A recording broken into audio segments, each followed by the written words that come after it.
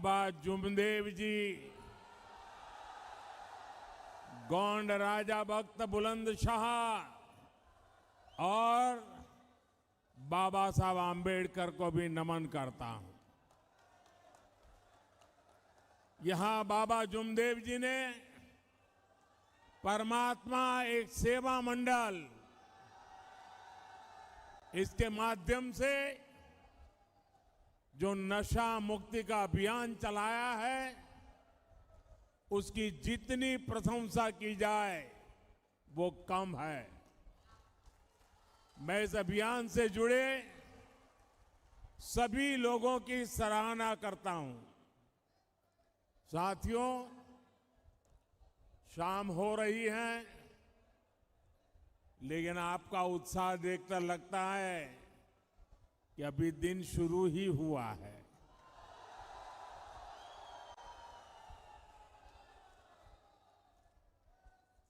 ये आपका उत्साह, उमंग को एक बार फिर अपनी जरा मोबाइल की फ्लैश लाइट कीजिए।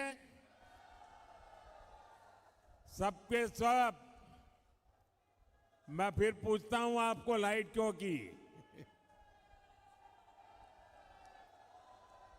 ये आपकी फ्लैश लाइट से आपके आशीर्वाद सीधे सीधे यहां पहुंच रहे हैं।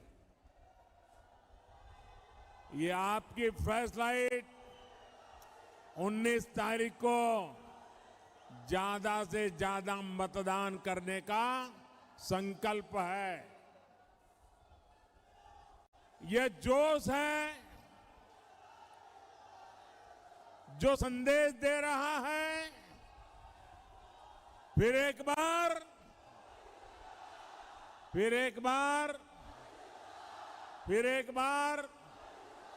4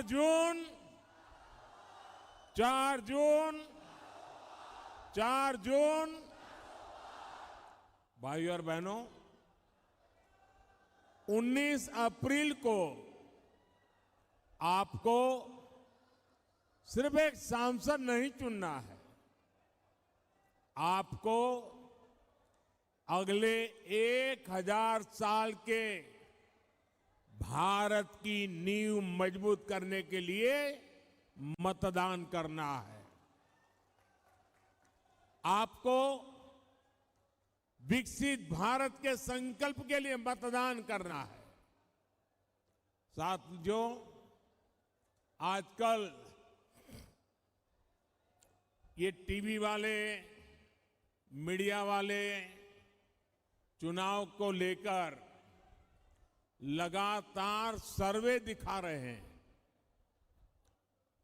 इस सर्वे में एनडीए की बम्पर जीत दिखाई दे रही है, लेकिन मैं आज मीडिया वालों की मदद करना चाहता हूं। ये सर्वे के पीछे ये मीडिया वाले इतना खर्चा क्यों करते हो भाई? इनको पैसा बचाने का एक फॉर्मूला आज मैं देना चाहता हूं। जब मोदी को गालियां बढ़ जाएं तो रुझान समझ जाइए, फिर एक बार जब ये लोग मेरे स्वर्गीय पिताजी या माताजी को गाली देने लगे तो समझ जाइए, फिर एक बार जब ईवीएम पर सवाल उठने लगे तो रुझान समझ जाइए, फिर एक बार। साथियों, आजकल ये इंडी गठबंधन वाले और उनके लोग ये झूठ भी फैला रहे हैं कि मोदी तीसरी बार सरकार में आया तो लोकतंत्र और संविधान खतरे में पड़ जाएगा। अभी नितिन जी ने उसका बड़ा जमकर के जवाब दिया है। मैं जब से राजनीति में आया हूं, ये कोई ऐसा चुनाव नहीं गया है जिसमें उन्होंने ये घिसी पीटी कथा न सुनाई हो। अटल जी की सरकार बनी तब भी ऐसे ही गीत गा रहे थे। इसका मतलब इनकी बैंकरप्सी इतनी है कि इनके पास कोई नया आइडिया भी नहीं है। इमरजेंसी के दौरान क्या लोकतंत्र खतरे में नहीं पड़ा था? पूरब से पश्चिम तक, उत्तर से दक्षिण तक, अगर इन लोगों के परिवार का सरकार का एक प्रकार से कब्जा था, चारों तरफ वही नजर आ रहे थे, क्या उस समय लोकतंत्र खतरे में नहीं पड़ता था? एक गरीब का बेटा जैसे ही देश का प्रधानमंत्री बन गया, इन्हें लोकतंत्र और संविधान खतरे में दिखाई देने लगा। ये इंडी गठबंधन वाले कभी गरीब को आगे बढ़ते हुए नहीं देख सकते। अभी हमारे शिंदे जी एक कहावत बता रहे थे। मराठी में एक और कहावत है, काठी मारल्याने पाणी दुभंगत नाही। यानी पानी में जितनी लाठी मारी जाए, पानी में कभी भेद नहीं हो सकता है। गरीब के इस बेटे पर ये लोग चाहे जितना हमला करें, मोदी देश की जनता की सेवा के संकल्प से पीछे नहीं हटेगा। साथियों, ये इंडी गठबंधन वाले पूरी ताकत से देश के लोगों को बांटने में जुटे हैं। वो जानते हैं कि देश के लोग एकजुट हो गए तो इंडी गठबंधन वालों की राजनीति खत्म हो जाएगी। इसलिए मैं महाराष्ट्र के लोगों से कहूंगा, देशवासियों से कहूंगा, एकजुट होकर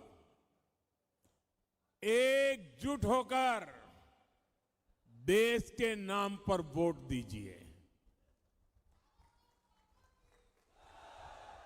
ये इंडी गठबंधन वाले ताकतवर हुए तो देश को खंड खंड कर देंगे। आज भी ये एक समाज को दूसरे समाज से लड़ाने में कोई कसर बाकी नहीं छोड़ रहे। आज भी ये भारत की संस्कृति को निशाना बनाना, उसका कोई मौका नहीं छोड़ते। हमारा ये रामटेक वो स्थान है जहां खुद प्रभु राम के पैर पड़े हैं।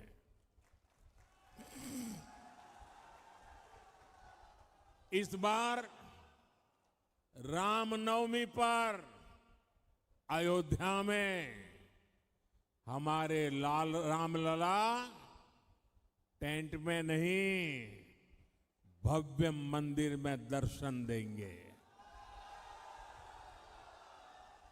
500 साल बाद ये पल आ रहा है। सो रामटेक को, पूरे महाराष्ट्र को, पूरे देश को अद्भुत आनंद हो रहा है। लेकिन हम ये न भूलें कि जब प्राण प्रतिष्ठा का अवसर आया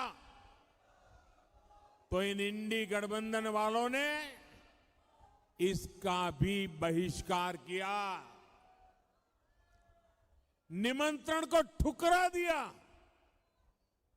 ये लोग सनातन पर हमले करते हैं, सनातन को खत्म करने की सौगंध लेने वालों के साथ रैलियां करते हैं।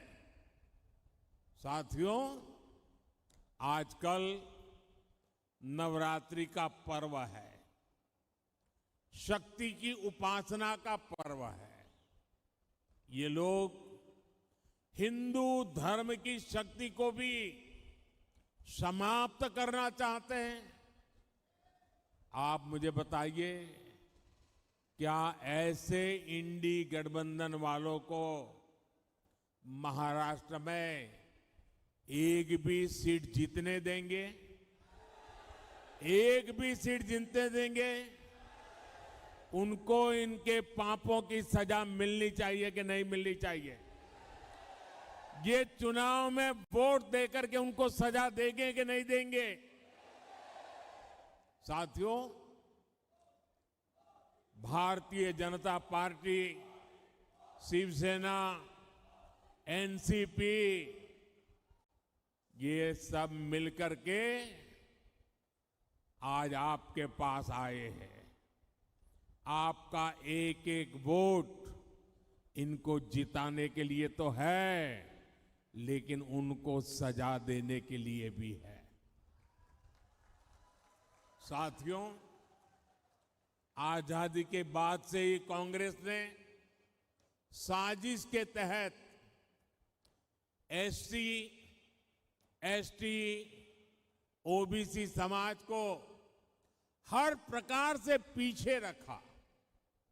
कांग्रेस ने बाबा साहब आंबेडकर की राजनीति को खत्म किया। कांग्रेस ने बाबा साहब को भारत रत्न से वंचित रखा।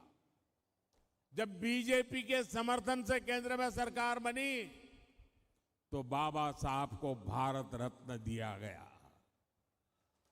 जब 2014 में एनडीए सरकार बनी तो एक दलित मां के बेटे भारत के राष्ट्रपति बने।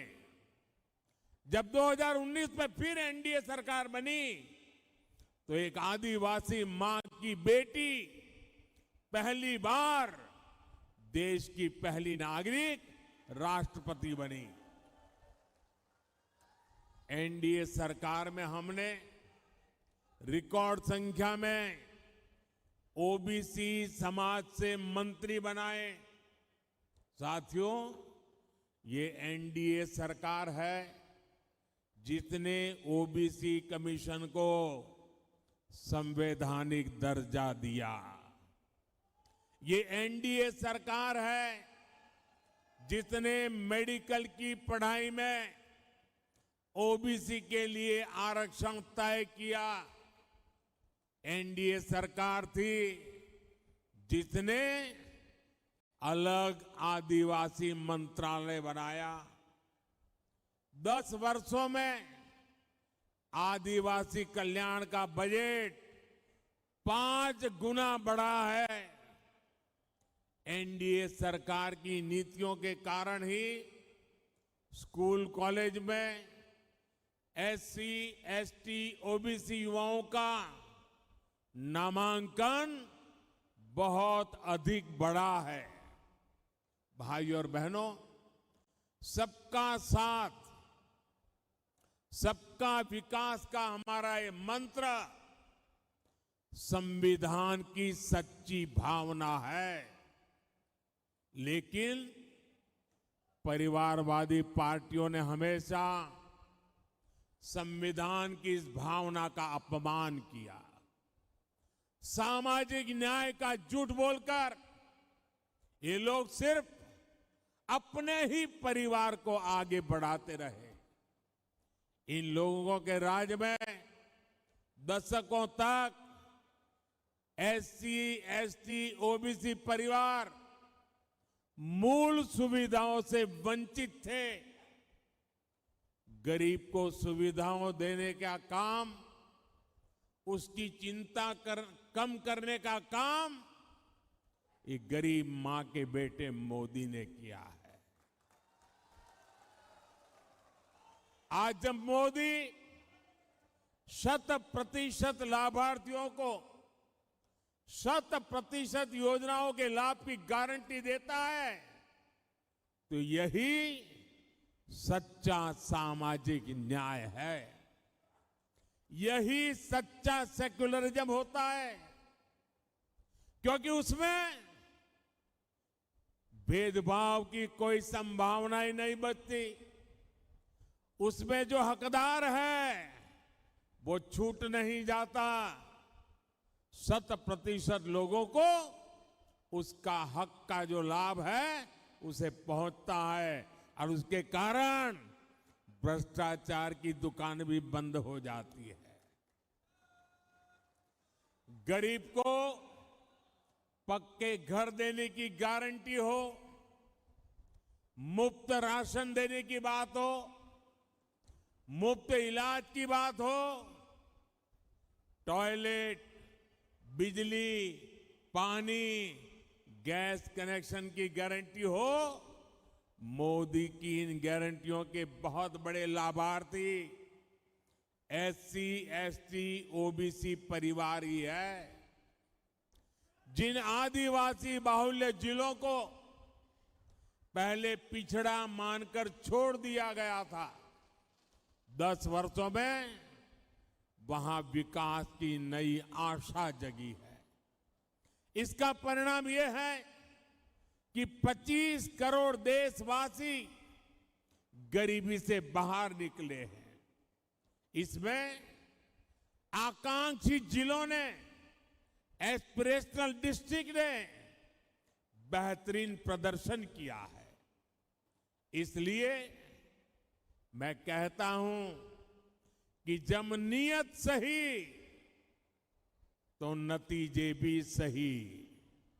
भाइयों और बहनों, ये कांग्रेस है जिसने एक देश, एक संविधान लागू नहीं होने दिया।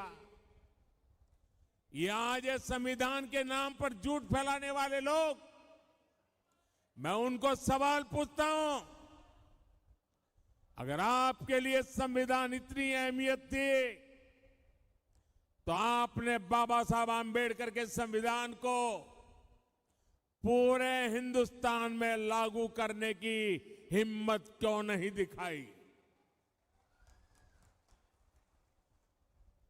70-75 साल तक बाबा साहब आंबेडकर का संविधान पूरे हिंदुस्तान में लागू नहीं हुआ था। कौन जिम्मेवार है? कौन जिम्मेवार है? कौन जिम्मेवार है? ये मोदी है जिसने कश्मीर से कन्याकुमारी बाबा साहब आंबेडकर के संविधान को लागू करके दिखाया। कांग्रेस ने जम्मू कश्मीर में अलगाव और आतंक को हवा देने वाला आर्टिकल 370 बनाए रखा। जम्मू कश्मीर का संविधान अलग था, हम सबका संविधान अलग था। 370 की एक दीवार खड़ी कर दी गई थी और मोदी ने जब कहा 370 हटानी है तो कहते थे आग लग जाएगी। कहीं आग लगी भाई? आग लगी क्या? 370 हटी कि नहीं हटी? कश्मीर में संविधान लागू हुआ कि नहीं हुआ? बाबा साहब आंबेडकर की आत्मा जहां होगी, आज मोदी को और हम सबको आशीर्वाद देती होगी। लेकिन मोदी ने जब आर्टिकल 370 हटाया तो कांग्रेस के अध्यक्ष क्या कहते हैं? सुना है आपने? कांग्रेस के अध्यक्ष कहते हैं कि ये मोदी जहां जाते हैं वहां 370 बोलते हैं। अरे भाई, इसका 370 का राजस्थान में क्या लेना देना, आंध्र में क्या लेना देना? ये 370 हटाने से देश को फायदा क्या हुआ? क्या ऐसी भाषा कभी हम सुन सकते हैं क्या?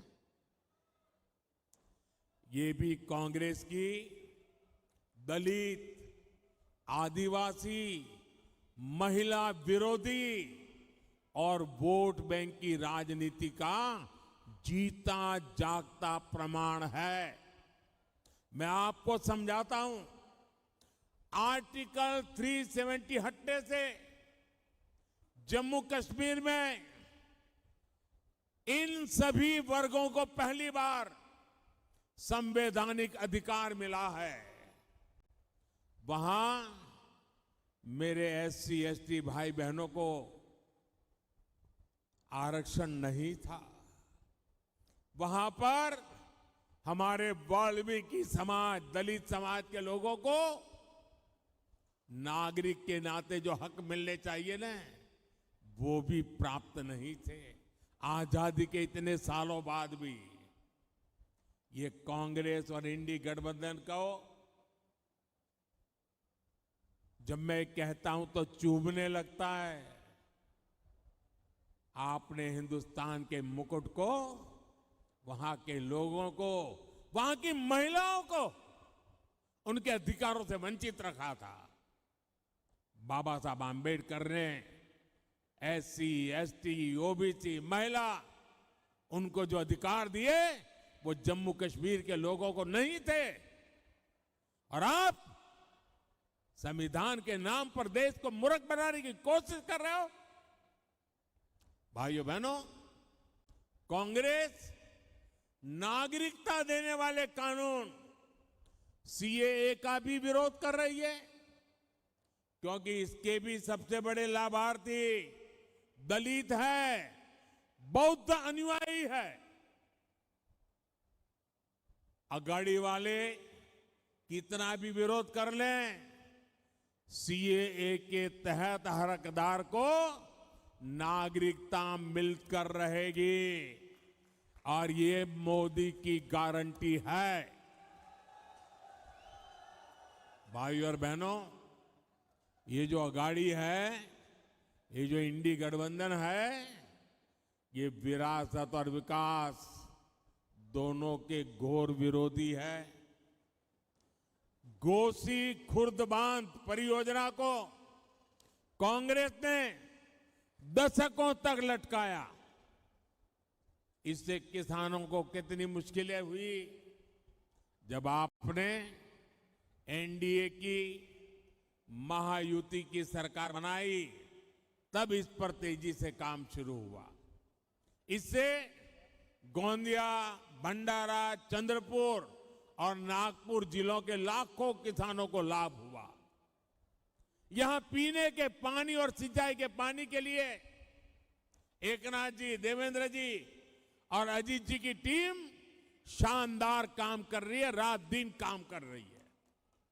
हर घर नल से जल पहुंचे, मोदी की इस गारंटी को पूरा करने में ये मेरे साथी दिन रात जुटे हुए हैं। साथियों, विकसित भारत के निर्माण में हमारे किसान एक मजबूत स्तंभ है।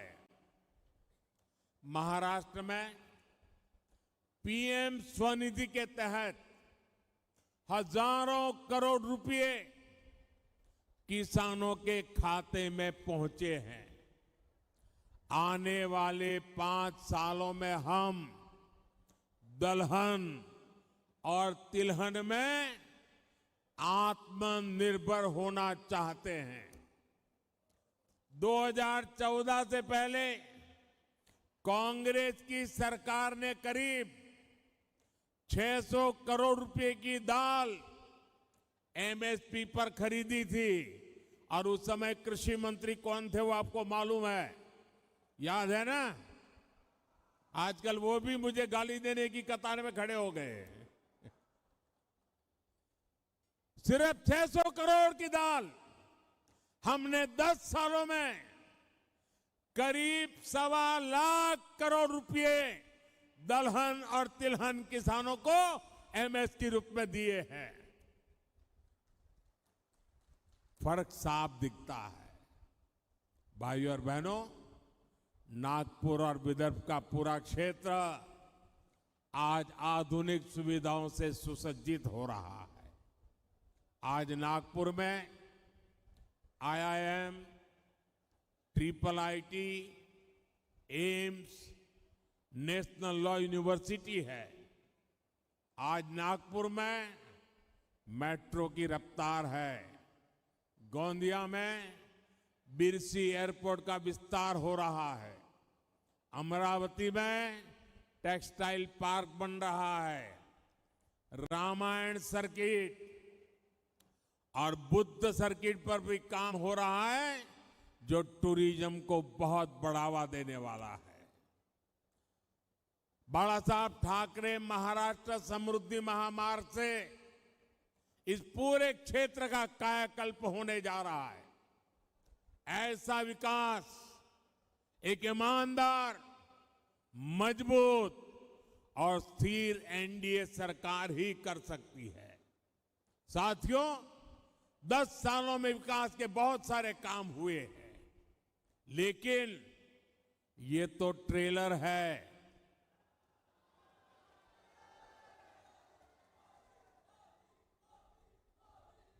आजकल बड़ी बड़ी होटल में कोई खाना खाने जाता है ना, तो शुरू में थाली आने से पहले एपेटाइजर आता है।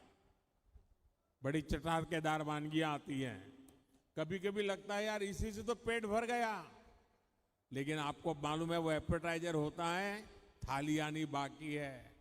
ये 10 साल में मैंने जो काम किया है ना, वो तो एपेटाइजर है, अभी तो थाली आनी बाकी है। आने वाले 5 साल में हमें देश को, महाराष्ट्र को बहुत आगे ले जाना है, और इसके लिए मेरे साथियों, मैं आपको गारंटी देता हूं, आपका सपना ये मोदी का संकल्प है। मैं आपको गारंटी देता हूं, हर पल देश के नाम, हर पल आपके नाम, 24/7 फॉर 2047।